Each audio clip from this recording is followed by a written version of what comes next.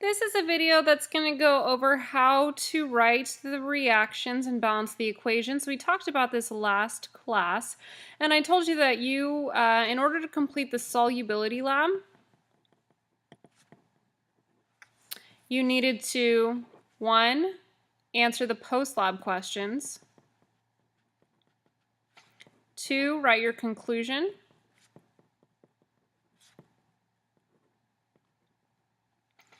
and 3, write the 20 what are called double replacement reactions. So I'm going to show you how to do number 3 step by step. This is what we talked about last class. I'm going to give you a couple of different examples. All right. My first example. If I added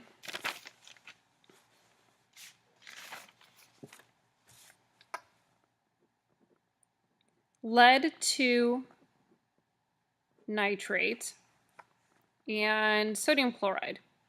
This example is not one of the examples from your lab. This is just another example.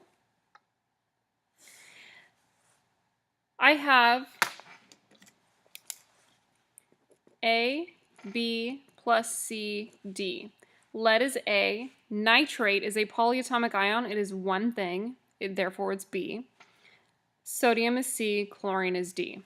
What's going to happen is these are going to react, and A is going to connect with D, and C is going to connect with B in that order. Not BC, it's CB. This is a classic situation where the elements just detach from each other and reattach in a different order. So I'm going to figure out all of the charges of the cations and the anions in these two compounds.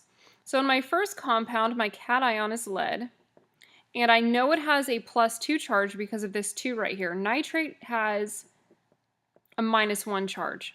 If I needed 2 nitrates, that's because lead had a +2. My second set of cations, anions from this compound, sodium has a +1, chlorine has a -1, group 1, group 7, to form sodium chloride. What's going to happen is A and B disconnect,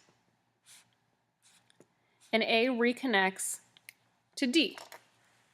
So I'm going to rewrite that.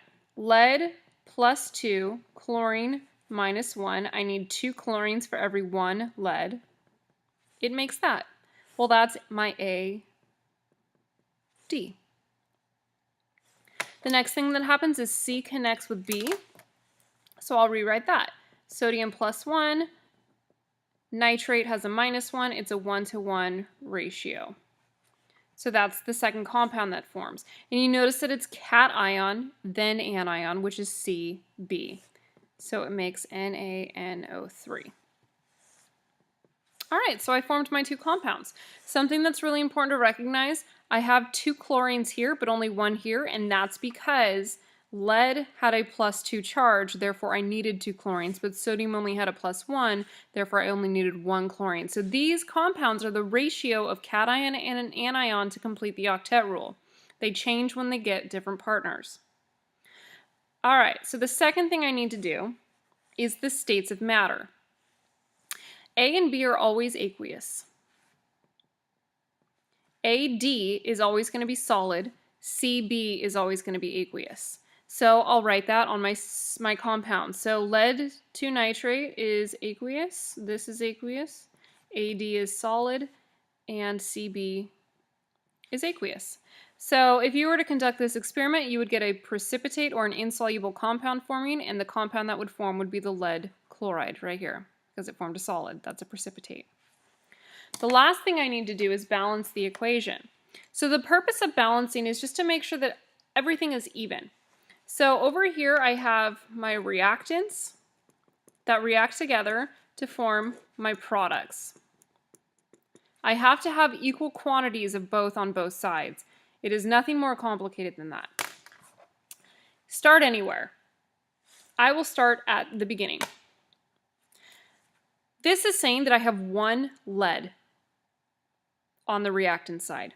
If I go over to my product side, I also have 1 lead. I put 1 in, I got 1 out.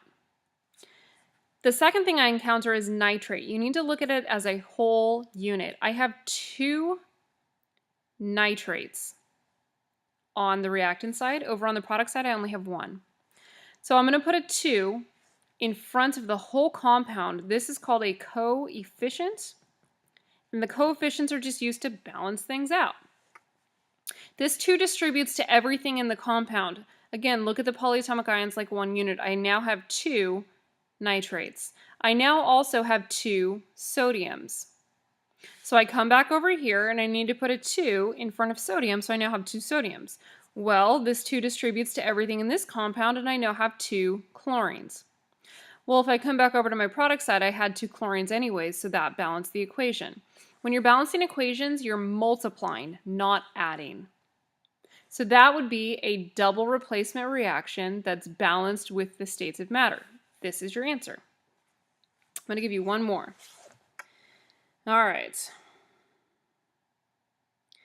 What if I have silver nitrate, which is A and B.